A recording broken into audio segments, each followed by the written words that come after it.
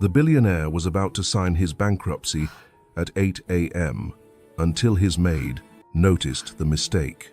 The morning sun crept over the glass towers of Caldwell Enterprises, but inside the penthouse office on the 42nd floor, the air was heavy with defeat. For Mr. Adrian Hale, once one of the most powerful billionaires in the city, today marked the end. His empire, built over 2 decades of sweat, vision, and sacrifice, had crumbled under the weight of betrayal. Investors had fled, partners turned their backs, and even his trusted CFO had disappeared, leaving a trail of missing funds and unpaid debts. At 8 a.m., Adrian was scheduled to meet his legal team to sign the final papers officially declaring bankruptcy. For the first time in years, he didn't wear his signature tailored suit. He sat at the dining table in silence, surrounded by stacks of documents. His coffee sat untouched. His hands trembled slightly as he flipped through the final contract, a man too tired to fight anymore. Just then, Grace, his live-in maid, quietly entered the room. She was a gentle woman in her early 30s, working multiple jobs to care for her younger siblings. Grace had only been with him for 6 months, yet she had noticed something no one else dared to see. The man behind the wealth was crumbling in silence.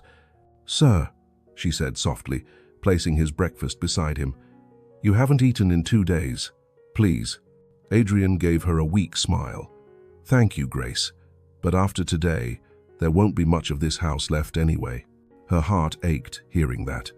She hesitated, her eyes catching the open folder on the table, pages of legal text and numbers neatly bound together. She noticed one detail that made her frown. Grace had worked as an assistant once, long before tragedy forced her into domestic work. She couldn't help but glance again. "Sir," she said carefully, "may I ask, is this the final draft?" Adrian looked up, surprised. "Yes. Why?" She pointed at the line buried deep within the text, a small clause written in fine print. "All intellectual and real estate assets, including the Hale Foundation, are to be transferred to Mark Vance upon signature."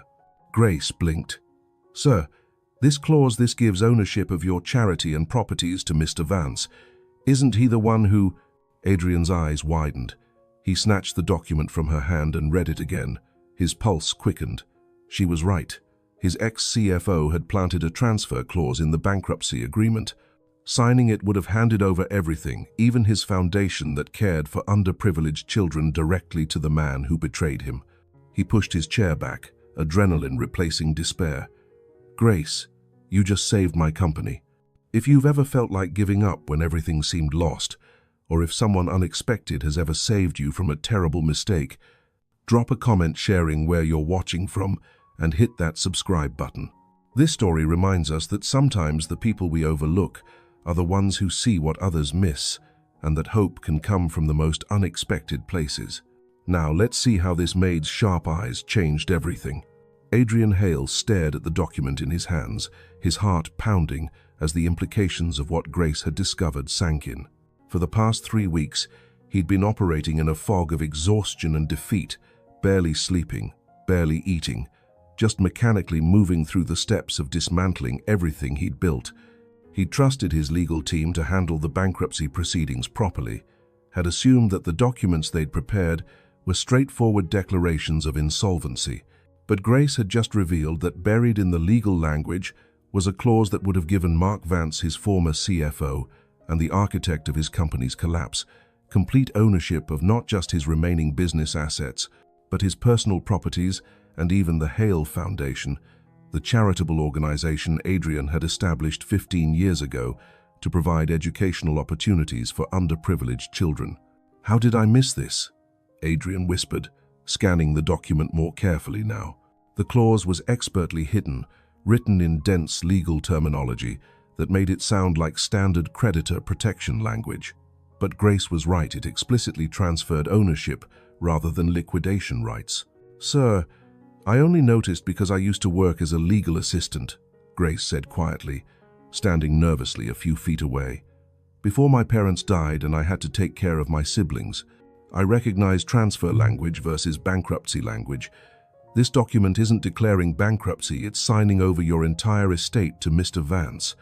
Adrian looked at Grace, really looked at her for perhaps the first time since she'd started working for him 6 months ago. She was slight and unassuming, always moving efficiently through his penthouse, performing her duties with quiet competence. He'd hired her through an agency after his previous housekeeper retired, had barely conducted an interview, just needed someone reliable to maintain the household while his world fell apart. Now this woman he'd barely noticed had just prevented him from making a catastrophic mistake that would have cost him literally everything. "Grace, sit down, please," Adrian said, gesturing to the chair across from him. "Tell me more about your background.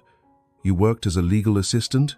Grace hesitated, clearly uncomfortable with the invitation to sit in his presence rather than serving him. But Adrian's expression was insistent, so she slowly lowered herself into the chair. "Yes, sir. I worked for Morrison & Associates for 5 years, specializing in contract law and corporate documents. I was good at my job, sir. Really good. I was on track for paralegal certification." "What happened?" Adrian asked gently. "My parents were killed in a car accident 3 years ago," Grace said, her voice steady but sad. "They didn't have life insurance or savings. I have 3 younger siblings. David is 17. Twins Lily and Luke are 14. I became their legal guardian. Legal assistant salary wasn't enough to support 4 people, especially with the twins' medical expenses. Lily has type 1 diabetes. So I took whatever work paid the most, which meant leaving my legal career for domestic work and night shifts at a hospital." Adrian felt shame wash over him. This woman had been cleaning his home, preparing his meals, organizing his life for 6 months, and he'd never bothered to learn anything about her beyond confirming she had good references. He'd treated her as invisible, just another service provider in the background of his privileged existence. "Grace, I'm so sorry," Adrian said, "for your loss, for the circumstances you've been dealing with, and frankly for never bothering to see you as a whole person rather than just my employee." "You've been dealing with your own crisis, sir," Grace said diplomatically. "I didn't expect you to notice me." That's no excuse for basic human decency," Adrian said. "You noticed me enough to save me from financial destruction. The least I could have done was notice you enough to learn your story." He looked at the document again, anger starting to replace the shock. "Grace, I need to call my lawyers immediately. Can you help me identify all the problematic language in this contract? Your expertise could be crucial in understanding exactly what Vance was trying to do." For the next 2 hours, Adrian and Grace went through the bankruptcy documents line by line. Grace's legal training allowed her to identify multiple problematic clauses that Adrian's own lawyers had either missed or deliberately included. The more they found, the angrier Adrian became, not just at Vance, but at his legal team who'd apparently been complicit in this attempted theft. "Sir, I don't think your lawyers missed these clauses," Grace said carefully as they documented a 6th instance of suspicious language. "I think they were paid to include them." This level of consistent deception across multiple documents suggests coordination rather than oversight. Adrian pulled out his phone and called his head attorney, Richard Caldwell, who'd been managing the bankruptcy proceedings. "Richard, it's Adrian. Don't come to the office this morning. In fact, consider our professional relationship terminated effective immediately." "Adrian, what are you talking about?" Richard's voice came through confused and slightly irritated. "We're supposed to finalize the bankruptcy filing in," he checked his watch, 30 minutes. "What's going on?" "What's going on is that the documents you prepared don't declare bankruptcy. They sign my entire estate over to Mark Vance. Did you think I wouldn't notice? Or were you counting on me being too defeated to read carefully before signing?" Silence on the other end of the line. Then, "Adrian, I don't know what you think you found, but those are standard bankruptcy proceedings. If you're having second thoughts about filing, we can discuss." "Save it, Richard. I'm reporting you to the State Bar Association for ethics violations, and I'm forwarding all these documents to the district attorney's office because this looks like fraud to me. Don't contact me again." Adrian hung up before Richard could respond, his hands shaking with adrenaline. Grace watched him with concern. "Sir, are you all right?" "No," Adrian admitted. "I'm furious. I trusted these people. Richard has been my attorney for 15 years. I thought he was helping me salvage what I could from this disaster. Instead, he was working with Vance to steal everything. He looked at Grace with something like wonder. You saved me from signing away my life's work. How can I possibly thank you? You don't need to thank me, sir, Grace said. I just did what anyone should do, pointed out something that wasn't right. Grace, most people in your position wouldn't have said anything. They'd have been too afraid of overstepping, too conditioned to not question their employers, too focused on just keeping their job. You risked your position to help me. That takes courage. Grace ducked her head, clearly uncomfortable with the praise. What will you do now, sir, if you can't trust your legal team and the bankruptcy is fraudulent? Now I fight back, Adrian said, feeling energy returning for the first time in weeks. If Vance embedded these clauses in the bankruptcy documents, it means he's been orchestrating this collapse from the beginning, which means there's evidence of his fraud somewhere. I just need to find it. He stood, pacing now, his mind working through possibilities. Grace, I need your help. If you're willing to work with me, not as my maid, but as my assistant, investigating this fraud, I'll triple your current salary and ensure your siblings are taken care of. Your legal skills are exactly what I need right now. Grace's eyes widened. Sir, I'm not qualified I don't have my paralegal certification. I haven't worked in legal for 3 years. You just identified sophisticated fraud that multiple licensed attorneys either missed or deliberately ignored, Adrian interrupted. You're more qualified than most of the people I've been paying premium rates to advise me. Grace, I need someone I can trust, someone who actually sees details others miss, someone whose loyalty I can count on. Will you help me?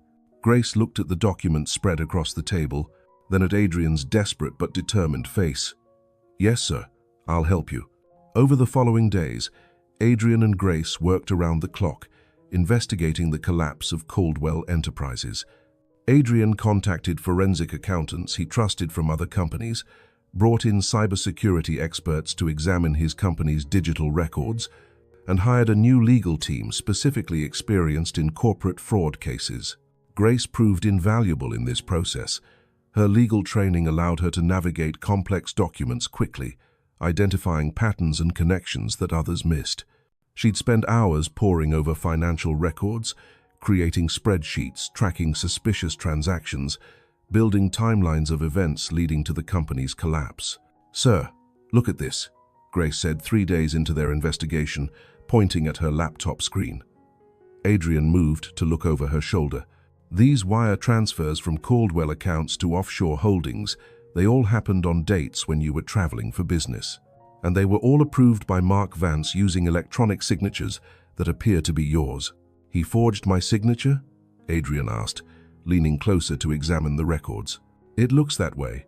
The forensic analysts can confirm, but the signature patterns don't quite match your actual signature. Close enough to pass casual inspection, but with subtle differences that suggest forgery. Adrian felt rage building again. Mark Vance had been his CFO for 8 years, someone Adrian had trusted completely with the company's finances. They'd never been close friends. Vance was too cold and calculating for genuine friendship, but Adrian had respected his financial acumen and believed him loyal to the company. Now it appeared Vance had been systematically embezzling funds for years, had forged Adrian's signature to authorize fraudulent transfers, and had finally orchestrated the company's collapse to cover his tracks, while positioning himself to steal Adrian's remaining assets through the fraudulent bankruptcy. We need to bring this to law enforcement, Adrian said. Grace, can you compile everything we've found into a coherent report that prosecutors can use? Yes, sir. I'll have it ready by tomorrow morning. As Grace worked on compiling the evidence, Adrian found himself watching her with growing admiration. She worked with focused intensity, her fingers flying over the keyboard, occasionally pausing to verify a fact or cross-reference documents.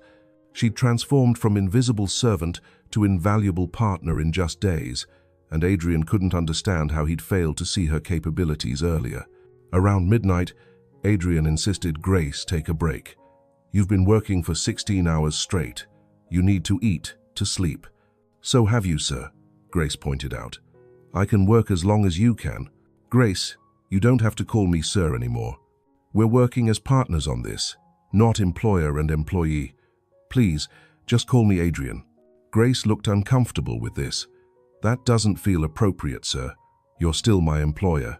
Technically, but we're also collaborating as equals on this investigation. And honestly, I'd like to think we're becoming friends. Grace, you've seen me at my absolute lowest, defeated, nearly broken, about to sign away everything. There's not much formality left to maintain. Friends, Grace repeated, testing the word. I've never been friends with someone who pays my salary before. Well, there's a first time for everything, Adrian said, smiling slightly. Now please, take a break. Eat something, get some rest. The evidence will still be here tomorrow. The next morning, Adrian and Grace met with District Attorney Jennifer Walsh, presenting their compiled evidence of Mark Vance's fraud. The DA listened carefully, reviewing documents, asking clarifying questions about the timeline and financial transactions. This is substantial, DA Walsh said after an hour of review. Mr. Hale, with this evidence, we have grounds to arrest Mr. Vance and investigate his accomplices, including your former legal team. I'll need a few days to coordinate with Financial Crimes Division, but I think we can move forward with charges. What about recovering the stolen funds? Adrian asked. My company's bankruptcy was based on these fraudulent transactions. If we can prove the insolvency was manufactured, then we can potentially unwind the bankruptcy and restore your company's solvency, DA Walsh confirmed. It won't be quick or easy, but yes, you have a strong case for recovery. Mr. Hale, whoever helped you identify this fraud saved your entire empire. Adrian looked at Grace, who was sitting quietly beside him. Grace did. My former maid turned assistant caught the fraudulent bankruptcy clause and helped uncover the entire scheme. DA Walsh extended her hand to Grace. Miss Martinez. Grace Martinez. Miss Martinez, excellent work. Have you considered becoming a paralegal? You have obvious talent for legal investigation. I was working toward that before family circumstances changed my career path, Grace said. Maybe someday I'll finish that certification. I hope you do, DA Walsh said sincerely. We need people with your attention to detail in this field. As they left the DA's office, Adrian felt hope for the first time in months. The investigation was underway. Vance would be arrested. The stolen funds could potentially be recovered. His empire wasn't lost, it could be rebuilt. Grace, I owe you everything, Adrian said as they walked to his car. Without you, I'd have signed those papers this morning. I'd have lost my company, my foundation, my home, everything to the man who destroyed it all. You saved me. You would have figured it out eventually, Grace said. Maybe after signing, but before Vance could take possession, you would have realized something was wrong. Maybe, Adrian conceded. But maybe not. I was defeated, Grace. I wasn't thinking clearly. I trusted people I shouldn't have trusted and stopped trusting my own instincts. You saw what I couldn't see because I'd stopped looking. That matters more than you know. Over the following weeks, the investigation proceeded rapidly. Mark Vance was arrested, trying to board an international flight with fraudulently obtained documents. Adrian's former legal team faced disciplinary proceedings and potential criminal charges. The forensic accountants traced millions in stolen funds through offshore accounts and shell corporations. Throughout this process, Grace remained Adrian's constant partner. She'd moved from maid to assistant to something approaching trusted advisor, helping Adrian navigate not just the legal proceedings, but the emotional aftermath of such profound betrayal. I don't understand how I missed the signs, Adrian said one evening as they worked late in his study. Vance must have been planning this for years. How did I not notice? Because you trusted him, Grace said simply. Trust makes us vulnerable, but it's also necessary for building anything meaningful. You can't run a company by suspecting everyone constantly. Vance exploited your trust, but that's his failing, not yours. You're very wise for someone so young, Adrian observed. Grace smiled slightly. Becoming guardian to 3 teenagers after your parents die makes you grow up fast. You learn to see people clearly when you're suddenly responsible for others' well-being. Adrian had met Grace's siblings by now, David, responsible and mature beyond his 17 years. Lily and Luke, vibrant 14-year-olds managing their health challenges with impressive resilience. They lived in a modest apartment across town, and Adrian had been quietly ensuring their rent was covered and Lily's medical expenses were handled through his company's emergency assistance fund. "How are your siblings doing?" Adrian asked. David mentioned he was applying to colleges. "He got accepted to State University with a partial scholarship," Grace said proudly. "It's been his dream school since he was young. I'm trying to figure out how to cover the remaining costs without him having to work full-time while studying." "Grace, let me help with that," Adrian offered. "Consider it partial repayment for saving my entire empire." "You've already helped so much, Adrian," Grace protested, using his first name now after weeks of him insisting. "The salary increase, covering Lily's medical expenses, flexible hours so I can attend Luke's school events, you've done more than enough." It's not nearly enough," Adrian said firmly. "Grace, you changed the trajectory of my life. If there's anything I can do to improve yours and your siblings' lives, please let me help." Before Grace could respond, Adrian's phone rang. "The DA's office," Adrian answered on speaker. "Mr. Hale, we've successfully traced and frozen $47 million in offshore accounts tied to Mark Vance's embezzlement scheme. We're still tracking additional funds, but this recovery alone should significantly improve your company's financial position." "That's excellent news," Adrian said, relief flooding through him. "What happens next?" "Vance is facing multiple charges: fraud, embezzlement, forgery, conspiracy. Your legal team faces similar charges. With the evidence Ms. Martinez helped compile, we're confident in securing convictions. The frozen funds will be returned to Caldwell Enterprises, pending final court proceedings, but you can begin planning your company's recovery." After the call ended, Adrian sat back in his chair, processing the information. His company could be saved. The empire he'd built over 20 years, that he'd thought was lost forever, could actually be rebuilt, because Grace had noticed one suspicious clause in a bankruptcy document and had the courage to speak up. "We did it," Adrian said quietly. "Grace, we actually did it." "You did it," Grace corrected. "I just helped you see what was there." "You did far more than that," Adrian insisted. "Grace, I want to offer you a permanent position as my executive assistant. Not temporary help during the crisis, but a real career position with benefits, professional development opportunities, the chance to finish your paralegal certification while working. Will you consider it?" Grace looked at him for a long moment. "Adrian, I appreciate everything you've done for me and my family, but I need to ask, is this offer because you genuinely think I'm qualified, or because you feel obligated to repay me?" "Both," Adrian admitted honestly. "Yes, I feel incredibly grateful for what you did. But Grace, you've proven yourself invaluable over these past weeks. Your legal skills, your attention to detail, your ability to see patterns others miss, these are genuine professional assets. I'm offering this position because I think you'd excel at it, and because I want someone I can trust absolutely in that role. The gratitude is real, but so is the professional respect." "Then yes," Grace said, smiling. "I'll accept the position. Thank you, Adrian. Thank you, Grace, for everything." As Adrian drove Grace home that evening, something he'd started doing regularly rather than making her take public transit after long work days, he found himself reflecting on how dramatically his life had changed in such a short time. A month ago, he'd been defeated and alone, about to sign away everything he'd built. Today, he was rebuilding his empire, pursuing justice against those who'd betrayed him, and developing a genuine friendship with someone he'd initially overlooked entirely. Sometimes salvation came from unexpected sources. Sometimes the people we dismissed as unimportant turned out to be exactly who we needed. And sometimes nearly losing everything taught you what actually mattered, not the empire itself, but the character and integrity and human connections that made that empire worth building in the first place.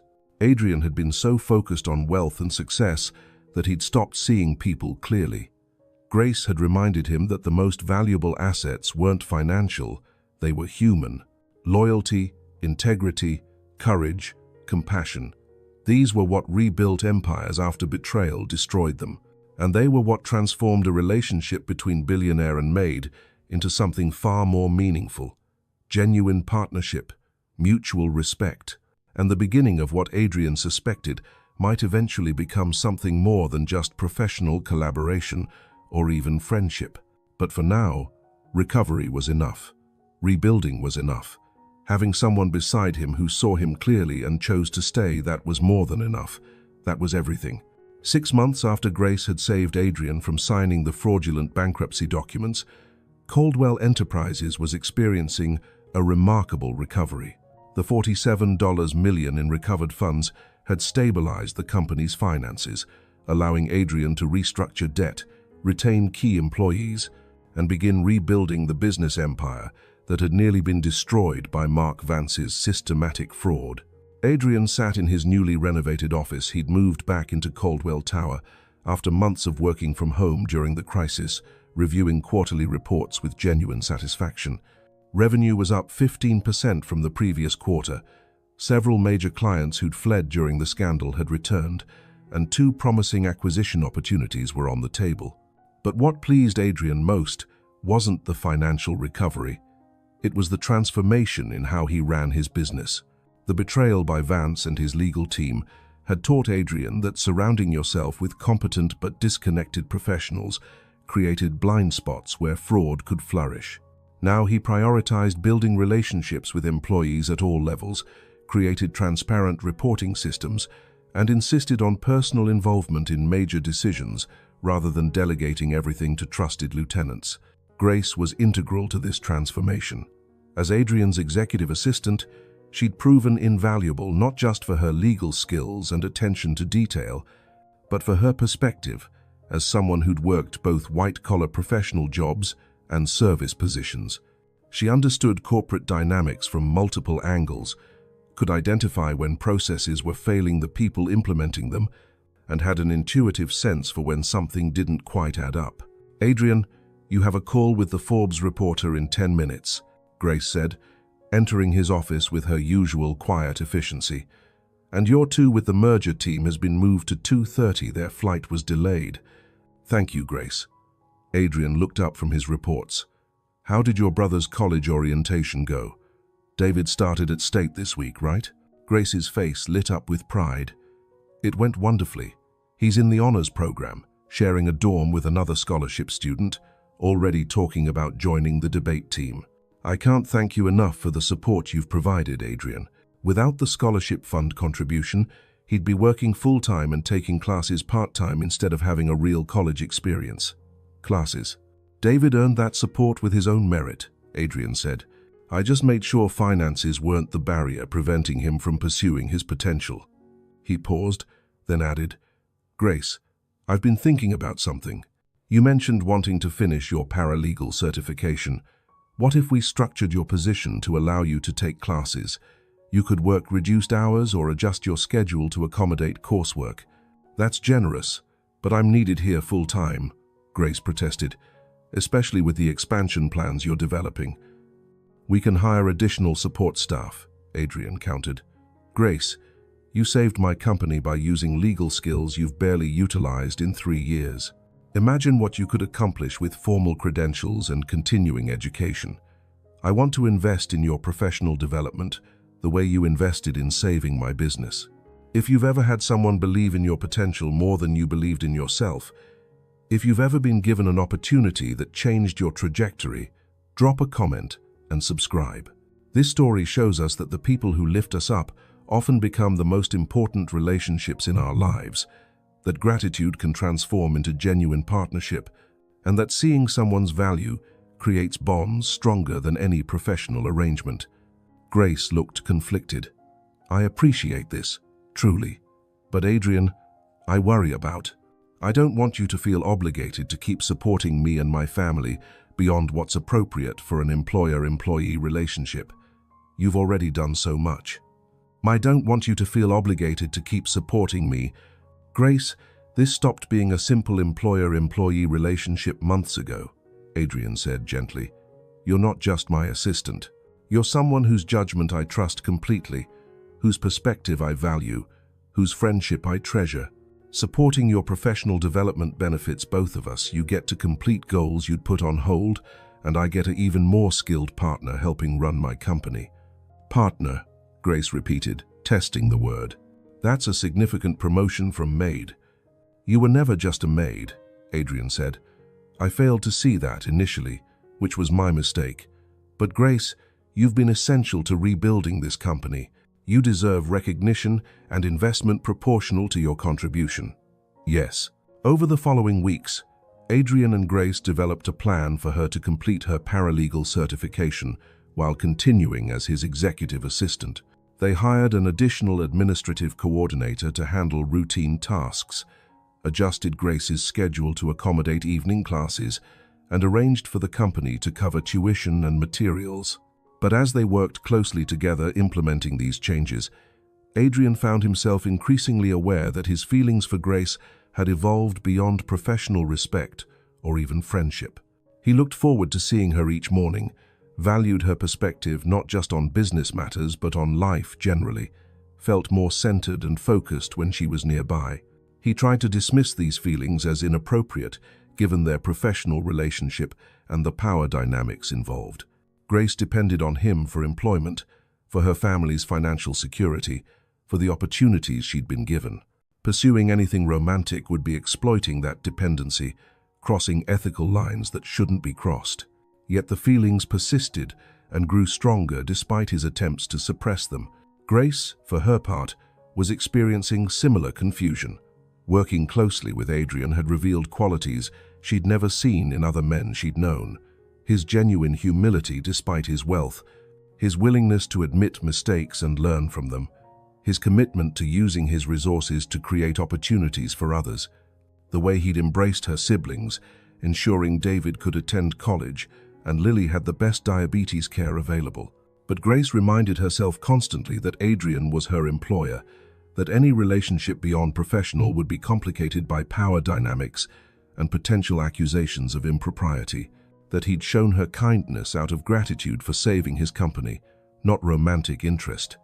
That, imagining anything more, was foolish, given their vastly different social and economic positions.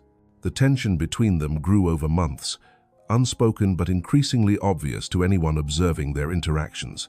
The way Adrian's expression softened when Grace entered a room, how Grace's hands would linger slightly longer than necessary when passing him documents, the comfortable silences they'd fall into while working late, both aware of but not acknowledging the chemistry building between them. It was Grace's brother David who finally addressed it directly. He'd come to Adrian's office one Saturday to thank him personally for the scholarship support. After their conversation, as Grace was showing David out, he'd said quietly, "You know he's in love with you, right?" Grace had frozen. "David, that's ridiculous. Adrian is my employer. He's grateful for what I did. But, Grace, I've watched you two together. The way he looks at you isn't gratitude.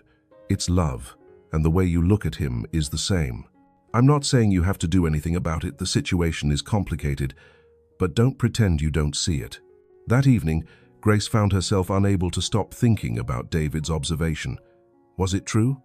Did Adrian have feelings for her beyond professional appreciation? And if he did, what did that mean for their working relationship, for the opportunities he'd provided her family, for the genuine friendship they'd developed? She decided she needed to address it directly. The next Monday, after their final meeting of the day, Grace asked, "Adrian, can we talk about something personal?" Adrian looked up from his laptop, surprised. "Of course. What's on your mind?" "My brother said something that's been bothering me," Grace began carefully. "He suggested that your feelings toward me might be more than just professional or friendly, and I need to know if that's true, because if it is, we need to discuss how to navigate that appropriately." Adrian went very still. Then he closed his laptop, giving Grace his full attention. "What did David say specifically?" "That you're in love with me," Grace said, her voice steady despite the awkwardness of the conversation. "That the way you look at me reveals feelings you haven't expressed. Adrian, I need you to be honest. Is that true?" Adrian was quiet for a long moment, clearly weighing how to respond. Finally, he said, "Yes, it's true. Grace, I've been trying to suppress these feelings for months, because they're inappropriate given our professional relationship and the power dynamics involved. But since you've asked directly, I won't lie. I've fallen in love with you not because you saved my company, though I'll always be grateful for that, but because of who you are. Your integrity, your intelligence, your compassion, your strength. You're extraordinary, Grace. And yes, I'm in love with you. Grace felt her breath catch. Adrian, I don't know what to say. I've had similar feelings, but I convinced myself they were just gratitude or admiration or... Are they? Adrian interrupted gently. Just gratitude or admiration? No, Grace admitted. They're more than that. I've fallen for you too, Adrian. But I don't know how to navigate this ethically. You're my employer. You provide for my family. The power dynamics are massively unbalanced. If we pursued anything romantic and it ended badly, I could lose everything: my job, the support you've given my siblings, the professional opportunities I've been rebuilding. I know, Adrian said. That's why I've been trying to suppress these feelings rather than expressing them. Grace, I would never want you to feel pressured or compromised. Your job security, your siblings' support, your professional development, none of that is conditional on reciprocating my feelings. If you don't feel the same way, or if you feel anything romantic would be too complicated, I'll respect that completely and we'll maintain our professional relationship. But I do feel the same way, Grace said. That's the problem. Adrian, I'm in love with you too.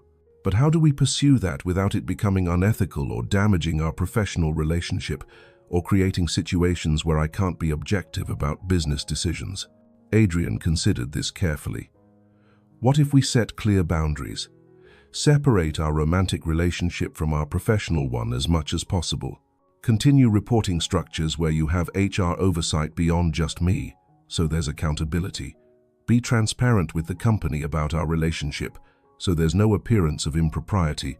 And most importantly, ensure your job security and compensation are formalized in a contract that protects you regardless of our personal relationship status. You've thought about this, Grace observed. I've thought about little else for weeks, Adrian admitted. Grace, I don't want to pressure you, but if you're willing to try navigating this carefully and ethically, I'd like to explore whether what we feel for each other could become something real.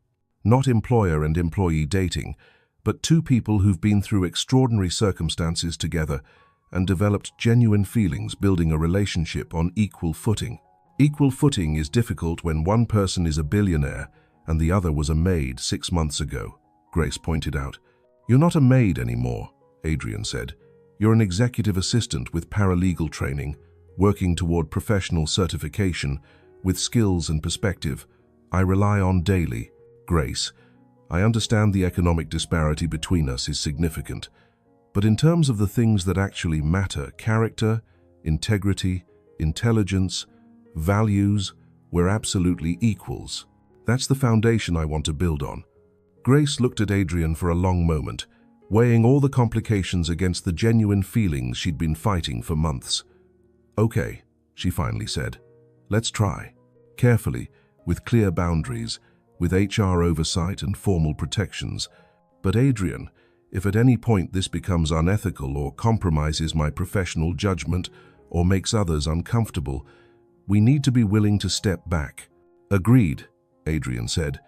He stood, moving around his desk to where Grace sat. May I kiss you? Grace smiled at the formal request. Yes, you may. Their first kiss was tentative and sweet, both of them aware of the significance of this moment, crossing from professional to personal, acknowledging feelings that had been building for months, beginning something that could either be wonderful or disastrously complicated. When they pulled apart, Adrian said quietly, I've wanted to do that for 3 months. Me too, Grace admitted, though I kept telling myself I was crazy for even thinking about it. They informed HR the next day, formally disclosing their relationship and requesting guidance on appropriate boundaries and oversight. They drafted an employment contract for Grace that guaranteed her position, salary, and benefits, independent of their personal relationship status. They established clear rules about keeping professional and personal matters separate, about ensuring Grace had autonomy in her work decisions, about preventing any appearance of favoritism. Their relationship developed slowly and carefully over the following months. Adrian was conscientious about not leveraging his position or wealth to pressure Grace, about ensuring she always had the freedom to set boundaries without professional consequences. Grace was equally careful about maintaining her professional integrity, about making decisions based on what was best for the company rather than their relationship. David and the twins welcomed Adrian into their family with warmth that touched him deeply. Isabella, Grace's elderly aunt who'd helped care for the siblings, was more skeptical initially but gradually accepted Adrian as she saw how he treated Grace with genuine respect and care. 1 year after Grace had noticed the fraudulent clause in Adrian's bankruptcy documents, they celebrated the anniversary with dinner at the restaurant where they'd had their first official date. "A year ago, I was 8 hours away from losing everything," Adrian reflected. "My company, my foundation, my home, all of it would have been signed over to the man who destroyed me. And you saved me by noticing one suspicious clause buried in legal documents. A year ago, I was working as a maid while my legal skills went unused, struggling to support my siblings on service wages, convinced my professional life was over," Grace added. "And you gave me opportunities that transformed everything, not just for me, but for David and Lily and Luke too." "We saved each other," Adrian said. "You saved me from bankruptcy. I helped save you from circumstances that were wasting your potential, and somewhere in that process, we fell in love." "Best mistake I almost made," Grace said with a slight smile. "Nearly signing those papers. Best decision I ever made was hiring you," Adrian countered, "even though I initially only saw you as a maid rather than recognizing your capabilities." They sat in comfortable silence for a moment, both reflecting on the extraordinary journey from that terrible morning when Adrian had been defeated and Grace had been just the invisible domestic help, and to this moment where they'd built both professional partnership and romantic relationship on foundations of mutual respect, trust, and genuine love. 2 years after saving Adrian's company, Grace completed her paralegal certification with honors. Adrian threw a celebration dinner for her, inviting not just her siblings and aunt, but also colleagues from Caldwell Enterprises who'd come to value Grace's contributions to the company's recovery and ongoing success. "Grace started working for me as a maid," Adrian said in his toast, to some surprise from guests who only knew her as his executive assistant. "I'm ashamed to admit I initially saw her as just domestic help, someone to maintain my household while I dealt with my company's collapse. I failed completely to recognize her intelligence, her legal training, her incredible attention to detail." He looked at Grace with obvious affection. "Then one morning, Grace noticed something in my bankruptcy documents that no one else had caught. Not my lawyers, not my accountants, not any of the professionals I was paying significant fees to advise me. She noticed a fraudulent clause that would have cost me everything, and instead of just quietly doing her job, she had the courage to speak up despite our vastly different positions. That act of courage saved my company," Adrian continued, "but it also began a relationship that saved me personally. Grace has become not just my invaluable assistant, but my partner in business and in life.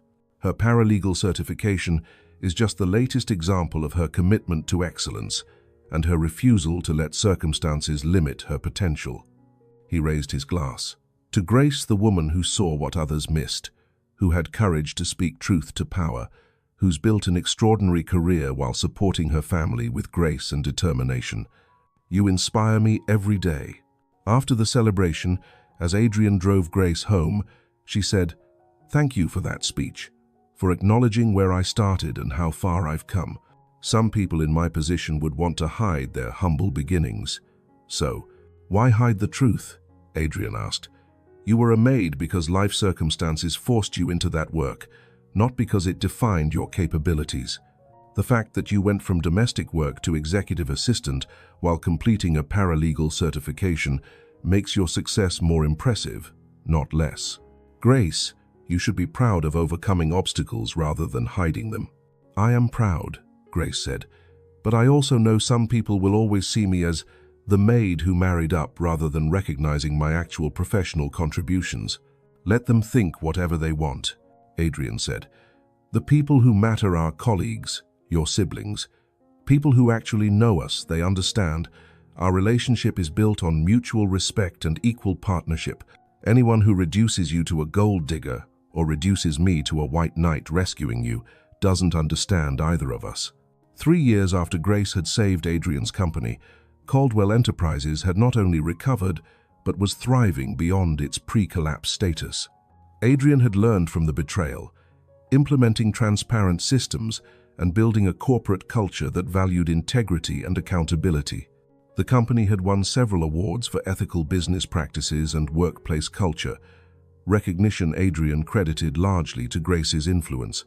On the anniversary of that terrible morning, when Adrian had almost signed the fraudulent bankruptcy papers, Adrian took Grace back to his penthouse, the same dining room where she'd noticed the suspicious clause that saved everything.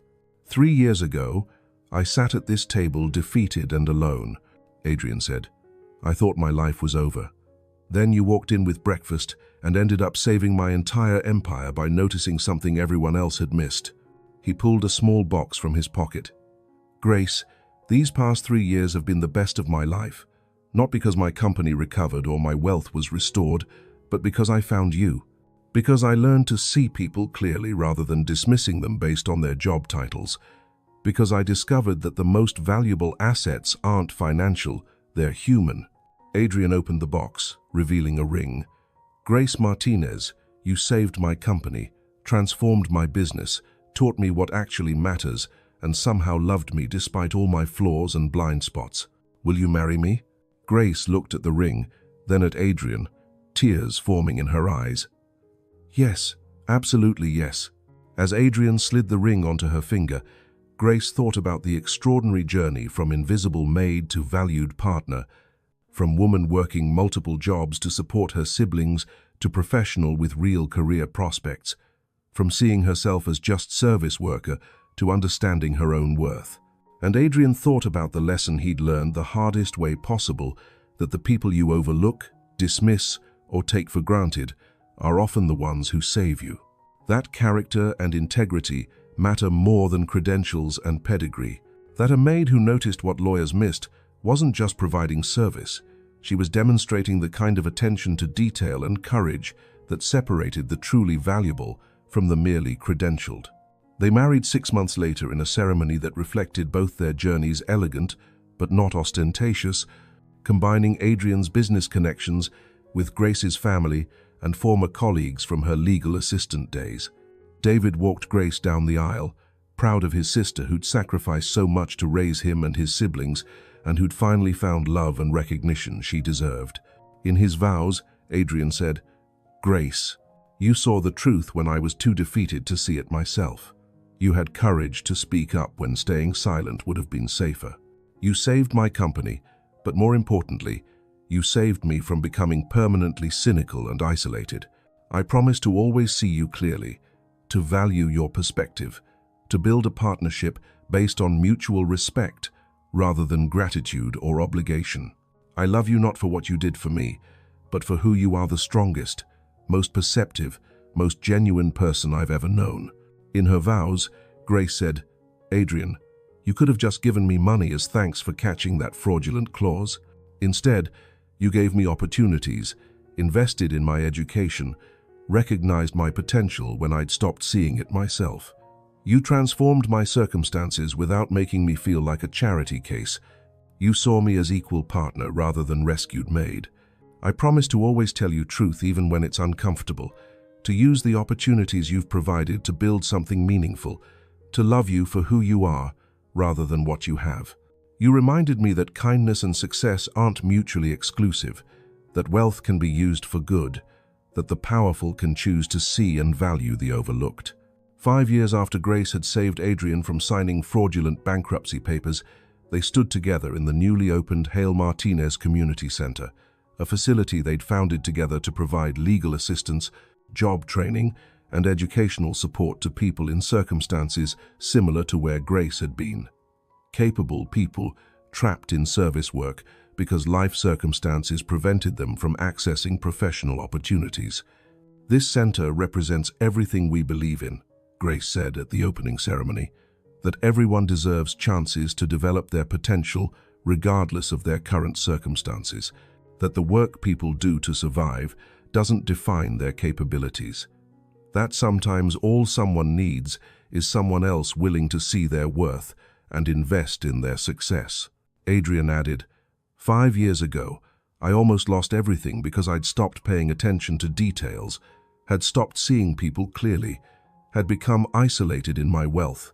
Grace saved me by being someone who saw what others missed, both the fraudulent clause in my documents and the potential for who I could become if I learned the right lessons from betrayal and near ruin. The community center would serve thousands in the years to come, people working service jobs while holding advanced degrees, immigrants with professional credentials from their home countries working as janitors or maids in America, single parents who'd put careers on hold to raise children. The center provided legal guidance, connected people with job opportunities matching their skills, offered continuing education and certification programs. But what made the center most effective was that it was run by people who'd lived these experiences. Grace hired staff who'd worked service jobs despite professional training, who understood the barriers preventing people from accessing their potential, who could see capabilities others missed because they'd been overlooked themselves. 10 years after Grace had noticed the fraudulent bankruptcy clause, she and Adrian had built an empire together, not just Caldwell Enterprises, which had grown significantly under their joint leadership, but a network of community programs, scholarship funds, and advocacy initiatives supporting people trapped in circumstances that didn't reflect their potential. They had 2 children of their own now, in addition to continuing to support Grace's siblings, who'd all gone on to successful careers. David as a lawyer, Lily as a diabetes educator, Luke as a teacher. Their children were being raised to understand that privilege came with responsibility, that seeing people clearly meant looking beyond job titles and social positions, that the most important skill was recognizing value wherever it appeared. On the 10th anniversary of that fateful morning, Adrian and Grace returned to the penthouse dining room one more time. 10 years, Adrian said, a decade since I almost signed away everything to the man who betrayed me. If you hadn't noticed that clause, Grace, my entire life would be completely different. If you hadn't listened when I spoke up, Grace countered, if you hadn't recognized the value of my perspective despite my low-status position, if you hadn't invested in developing my potential, my life would be completely different too. We transformed each other, Adrian. That's what partnership means. They stood together looking out the window at the city where both their lives had changed so dramatically. 2 people from vastly different circumstances who'd found each other in the most unlikely moment, her as his maid, him at his lowest point, and had built something extraordinary together. A maid had saved a billionaire by noticing what everyone else missed. A billionaire had saved a maid by seeing her potential when she'd stopped seeing it herself. And together they'd proved that the most valuable assets weren't financial, they were human, the ability to see clearly, to value competence wherever it appeared, to build partnerships on mutual respect rather than gratitude or obligation. Sometimes salvation came from the most unexpected sources. Sometimes the people you dismissed as unimportant turned out to be exactly who you needed. And sometimes, nearly losing everything taught you what actually mattered, not the empire itself, but the character and integrity and human connections that made that empire worth building in the first place. 15 years after Grace had noticed the fraudulent clause that saved Adrian's empire, they stood together on stage at the National Business Ethics Conference, sharing their story with thousands of business leaders, entrepreneurs, and executives. The conference had invited them to speak about ethical leadership, transparency in business practices, and the importance of diverse perspectives in corporate decision-making. 15 years ago, I was about to sign documents that would have cost me everything, Adrian began, his voice carrying authority earned from years of rebuilding and leading with integrity. Not just my company, but my foundation, my properties, everything I'd built over 20 years. The bankruptcy papers looked legitimate. My lawyers had prepared them. I had no reason to suspect fraud. He paused, looking at Grace, who stood beside him. Then my maid, a woman I'd barely noticed during the 6 months she'd worked for me, pointed out a clause buried in the legal language. a transfer clause that would have signed my entire estate over to the man who'd betrayed me. Grace saved me because she had legal training I didn't know about, because she paid attention when everyone else assumed the documents were fine, and because she had the courage to speak up, despite our vastly different positions. Grace took over the narrative. I was terrified pointing out that clause. Adrian was my employer. I was just the maid. Questioning legal documents his attorneys had prepared felt presumptuous and risky, but I'd worked as a legal assistant before family tragedy forced me into domestic work, and I recognized transfer language versus bankruptcy language. I couldn't stay silent knowing he was about to make a catastrophic mistake. Grace's courage that morning didn't just save my company, Adrian continued. It revealed the importance of having diverse perspectives at every level of business. My highly credentialed lawyers, people I'd paid premium fees for years, either missed or deliberately included fraudulent clauses. But Grace, working as a maid because circumstances had forced her out of her legal career, caught what they missed or hid. Dumaine. The audience was rivalry attentive as Adrian and Grace shared the full story. Mark Vance's systematic embezzlement, the conspiracy with Adrian's legal team, the near-total collapse of Caldwell Enterprises, and the investigation that ultimately recovered millions and sent the conspirators to prison. What we learned from this experience, Grace said, is that valuable insights can come from anyone, regardless of their position or title. Organizations that only listen to highly credentialed voices miss perspectives that could save them from disaster or reveal opportunities others don't see. The janitor might notice security vulnerabilities. The receptionist might hear customer complaints that never reach management. The assistant might catch financial irregularities. Since rebuilding Caldwell Enterprises, Adrian added, we've implemented systems ensuring all employees can report concerns directly to leadership without going through layers of hierarchy. We've created diverse advisory boards including people from all levels of the company, not just executives. We've established anonymous reporting mechanisms with genuine protections against retaliation, and Grace, who saved my company by speaking up as a maid, now serves as our Chief Operating Officer, overseeing operations across all divisions. If you've ever witnessed something wrong but were afraid to speak up, if you've ever had valuable insights dismissed because of your position, drop a comment and subscribe.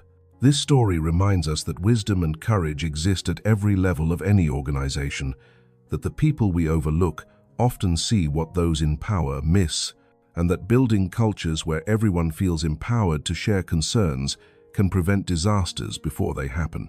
After their keynote, dozens of audience members approached with their own stories of discovering fraud, preventing disasters, or having valuable insights initially dismissed because of their junior positions.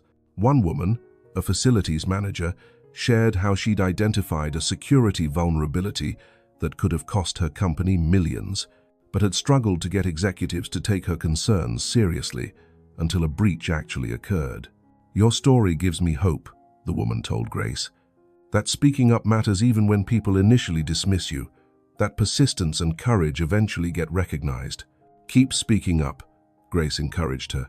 Document what you observe, present your concerns clearly, and find allies who'll help amplify your voice.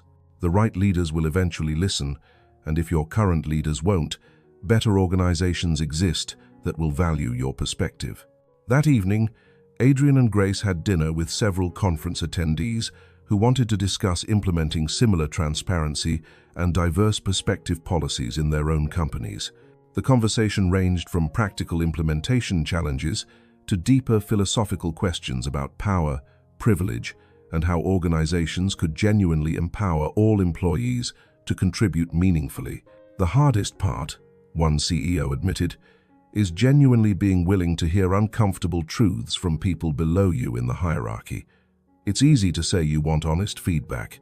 It's harder to actually receive it graciously and act on it, especially when it reveals your own mistakes or blind spots. Quote, "That's why systems matter more than good intentions," Adrian said. "I thought I was approachable before my company's collapse, but I'd created an environment where my maid didn't feel comfortable telling me she had legal skills or offering perspectives on business matters. The systemic message was clear, even if my personal intention was openness. Stick to your role. Don't overstep. Don't offer opinions beyond your job description. How did you change that culture? Another executive asked. We started by acknowledging it existed, Grace answered. We conducted anonymous surveys asking employees at all levels what prevented them from sharing concerns or ideas. The responses were eye-opening. People were afraid of retaliation and worried about being labeled difficult, convinced leadership wouldn't listen anyway, or just didn't think their perspective mattered given their position. Then we implemented concrete changes, Adrian continued. Regular town halls where anyone can ask questions directly to leadership. Anonymous reporting systems with third-party administration so employees don't fear internal retaliation. Explicit policies protecting people who raise concerns, with real consequences for managers who retaliate. And most importantly, visible examples of employees at all levels having their insights taken seriously and acted upon. 20 years after Grace had saved Adrian's company, Caldwell Enterprises was not just thriving financially, but had become recognized as a model for ethical business practices, workplace culture, and effective corporate governance. The company had won numerous awards, had been featured in business school case studies, and had inspired other organizations to implement similar transparency and diverse perspective policies. But what gave Adrian and Grace the most satisfaction wasn't the recognition or financial success. It was the culture they'd built, one where a current janitor could identify potential fraud and have leadership, take the concerns seriously, where assistants contributed to strategic decisions alongside executives, where value was measured by insight quality rather than position title. On the 20th anniversary of the morning Grace had saved Adrian from signing fraudulent bankruptcy papers, they held a company-wide celebration at Caldwell Tower. Employees from all divisions and all levels gathered to celebrate not just the company's success, but the culture that made that success sustainable and meaningful. 20 years ago today, I sat at my dining table about to sign away everything, Adrian told the assembled employees. I was defeated, isolated, convinced my empire was lost. Then Grace, working as my maid, noticed something no one else had caught, and had the courage to speak up despite our vastly different positions. He looked around the room at faces representing every level and function of the company. What Grace taught me that morning was that valuable perspectives exist everywhere, that the person cleaning your office might have insights that could save your company, that dismissing people based on their job title rather than their capabilities is not just ethically wrong, it's strategically foolish. Since that morning, we've built Caldwell Enterprises on the principle that everyone has valuable perspective to contribute, Adrian continued.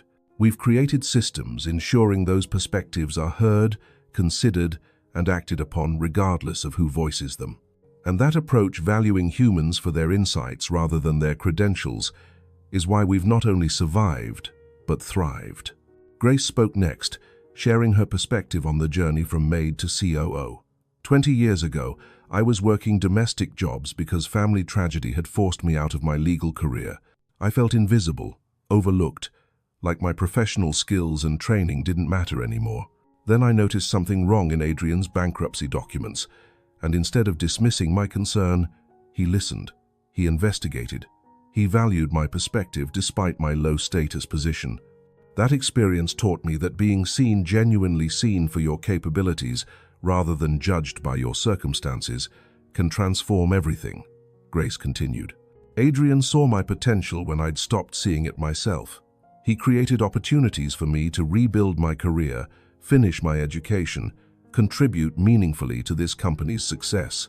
And together, we've worked to ensure every employee at Caldwell Enterprises feels similarly seen and valued. After the celebration, as employees mingled and shared stories, a young woman approached Grace nervously. "Miss Hale, I wanted to thank you. I started here 2 years ago as an administrative assistant. Last month, I noticed what I thought might be a security vulnerability in our new software system. I was terrified to report it. I'm not in IT. I'm just an assistant. Who was I to question the system our tech team had implemented?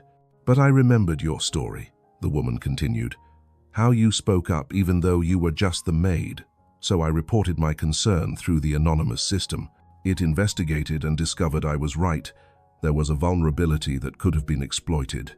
They fixed it before any breach occurred and credited me in the quarterly security report. Miss Hale, your story gave me the courage to trust my instincts and speak up. Thank you. Grace hugged the woman. You did the right thing. That vulnerability could have cost this company significantly if left unaddressed. Your willingness to report it despite feeling unqualified probably prevented a disaster. That's exactly the kind of courage we need from everyone at every level. After the woman left, Adrian said quietly, that's why everything we went through mattered. Not just rebuilding the company or achieving financial success, but creating a culture where that young woman felt empowered to report a concern despite being just an assistant. Grace, you modeled the courage that's now replicating throughout this entire organization. 25 years after Grace had noticed the fraudulent bankruptcy clause, they were preparing for Adrian's retirement from active CEO duties. At 72, Adrian was ready to step back from daily operations. Though he'd remained chairman of the board and active in the Hale Martinez Foundation they'd established to support people in circumstances similar to where Grace had been capable, professionals forced into survival jobs by life circumstances. The transition process had been carefully planned over years, with succession planning that reflected the values Adrian and Grace had built Caldwell Enterprises on. The new CEO would be promoted from within a former call center representative who'd risen through the ranks by consistently demonstrating strategic thinking, ethical leadership, and commitment to the company's culture of valuing diverse perspectives. It feels right passing leadership to someone who started at an entry level, Adrian told Grace as they prepared for the announcement. Someone who understands what it's like to not be taken seriously because of your position, who earned advancement through demonstrated capability rather than credentials or connections. Grace, who would remain as COO for another few years before her own planned retirement, nodded. Jasmine will be excellent. She's brilliant strategically, genuinely cares about employees, and has the courage to make difficult decisions when necessary. Everything we've built will be in good hands. At Adrian's retirement celebration, he gave his final speech as CEO to the company he'd almost lost 25 years earlier. When I started Caldwell Enterprises 37 years ago, I thought success meant building wealth and empire. I measured achievement in revenue and market share. I believed surrounding myself with elite professionals guaranteed good judgment. Then I nearly lost everything because I'd stopped paying attention, had trusted the wrong people, had created an environment where the most valuable insight came from someone I'd dismissed as just the maid. Adrian continued. Grace saved this company, but more than that, she saved me from remaining blind to what actually matters, not credentials or status, but character and integrity and genuine human connection. He looked at Grace, his partner in business and life for 25 years. Together, we rebuilt Caldwell Enterprises on a foundation of transparency, diverse perspectives, and genuine respect for every person, regardless of their position. We created systems ensuring valuable insights don't get lost because of who voices them. We built a culture where speaking truth to power is encouraged rather than punished. As I step back from daily leadership, I'm confident this company will continue thriving, Adrian concluded, not because of any individual leader's brilliance, but because we've built something sustainable, an organization that values humanity, that listens to everyone, that understands wisdom exists at every level. That's the legacy I'm most proud of. Thank you all for being part of building it. Grace spoke next, her voice steady despite the emotion of this transition. 25 years ago, I was Adrian's maid. I was working multiple service jobs to support my siblings after our parents died. My legal skills were being wasted. My professional potential was being overlooked. I felt invisible. Then I noticed something wrong in bankruptcy documents Adrian was about to sign. Grace continued. I was terrified to speak up. He was my employer. I was just domestic help, questioning legal documents. His attorneys prepared felt presumptuous. But I couldn't stay silent, knowing he was about to make a catastrophic mistake. Adrian didn't dismiss my concern, Grace said, looking at her husband with obvious affection. He listened, he investigated, he valued my perspective despite my low-status position. Then he created opportunities for me to rebuild my legal career, to contribute meaningfully to this company, to develop my potential beyond what I'd thought possible after losing my parents. What Adrian gave me wasn't charity, it was opportunity combined with respect, Grace emphasized. He saw capabilities others had overlooked. He invested in developing those capabilities, and he treated me as equal partner rather than rescued subordinate. That approach, seeing people's potential and creating space for them to achieve it, is what makes Caldwell Enterprises special. 30 years after Grace had saved Adrian's company, they sat together in the penthouse, where everything had begun, the same dining room where Adrian had almost signed fraudulent bankruptcy papers, where Grace had noticed the suspicious clause that saved everything. 30 years, Adrian said, shaking his head. 3 decades since I almost lost everything. Grace, do you ever wonder what would have happened if you hadn't noticed that clause? Or if you'd noticed but been too afraid to speak up? All the time, Grace admitted. Mark Vance would have stolen your entire estate. You'd have lost your company, your foundation, your home. I'd still be working multiple service jobs. Our paths would never have intersected meaningfully. None of what we've built together would exist. The community center helping thousands of people wouldn't exist, Adrian added. The scholarship program supporting students from circumstances like yours wouldn't exist. The ethical business model we've developed and shared wouldn't exist. So much good came from your courage that morning. And from your willingness to listen, Grace countered. Lots of wealthy people would have dismissed concerns from their maid, regardless of how valid those concerns were. You listened. You investigated. You valued my perspective enough to act on it. That openness to hearing truth from unexpected sources is what made everything else possible. They sat in comfortable silence for a while, both reflecting on the extraordinary journey from that terrible morning when Adrian had been defeated and Grace had been invisible, to this moment, 30 years later, where they'd built an empire together based on mutual respect, diverse perspectives, and genuine human connection. You know what I think about most? Adrian asked. Not the financial success or the company's growth or the awards and recognition.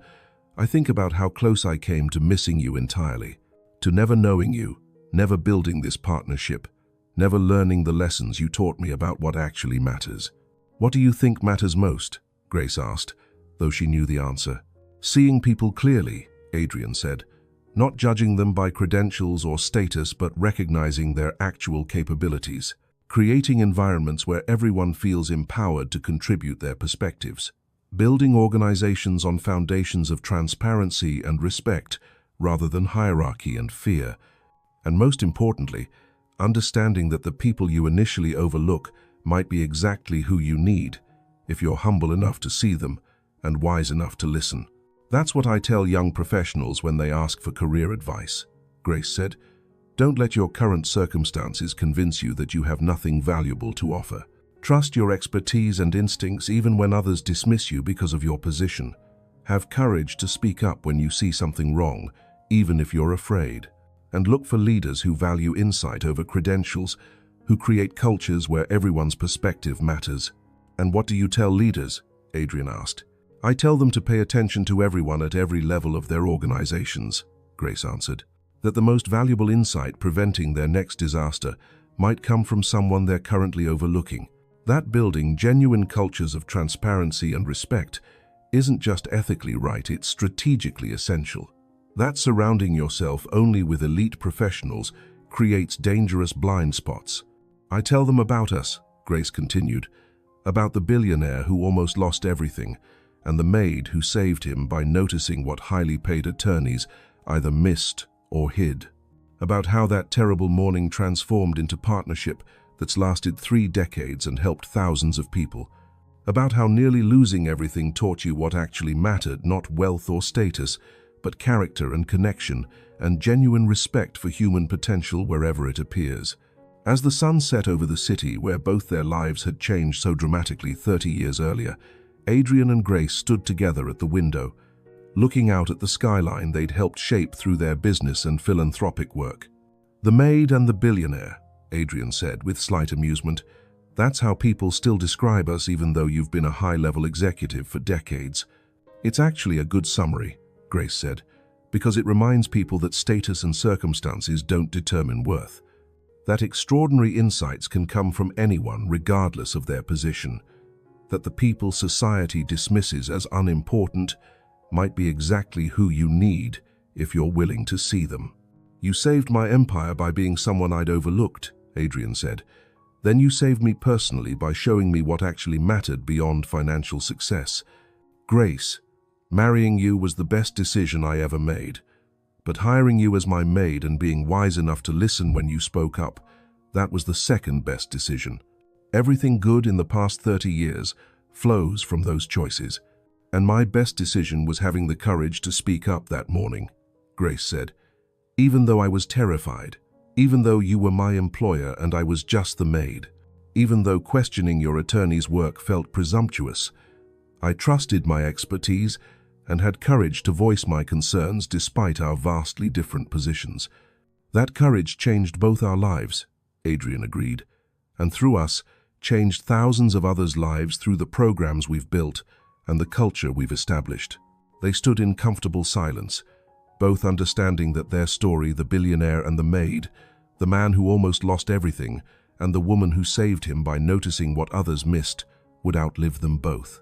It would be told in business schools teaching ethical leadership, in diversity and inclusion trainings emphasizing the value of diverse perspectives, in orientation sessions for new employees learning that everyone's voice matters regardless of their position. But the most important legacy wasn't the story itself. It was the lived reality they'd created, organizations that genuinely valued all employees, systems that empowered people to speak truth to power without fear, cultures that understood wisdom existed at every level. A maid had saved a billionaire by noticing fraudulent bankruptcy clauses buried in legal documents. A billionaire had saved a maid by seeing her potential when she'd stopped seeing it herself. And together they'd proved that the most valuable assets weren't financial, they were human. The courage to speak up when something's wrong. The wisdom to listen regardless of who's speaking. The humility to admit you've been overlooking valuable perspectives. The commitment to building organizations on foundations of respect rather than hierarchy. Sometimes salvation came from the most unexpected sources. Sometimes the people dismissed as unimportant turned out to be exactly who you needed. And sometimes nearly losing everything taught you what actually mattered, not the empire itself, but the character, integrity, and human connections that made that empire worth building and sustaining. 30 years after Grace had noticed one suspicious clause in bankruptcy documents, the ripple effects of that single act of courage continued spreading through the thousands of people their foundation had helped, through the organizational culture they'd established at Caldwell Enterprises, through the young professionals inspired by their story to trust their own expertise and speak up despite fear, through the leaders learning to value diverse perspectives over elite credentials. A moment of courage, a willingness to listen, a partnership built on mutual respect. These simple elements had transformed 2 lives and countless others, proving that sometimes the most profound changes begin with someone overlooked finally being seen, someone powerless finding courage to speak, and someone powerful being humble enough to listen. That was their legacy, and it would endure long after they were gone, continuing to inspire people to see clearly, speak courageously, and build organizations that valued humanity over hierarchy. Because the story of the billionaire and the maid wasn't just about them, it was about the transformative power of recognition, respect, and the radical act of treating everyone's perspective as potentially valuable, regardless of their position.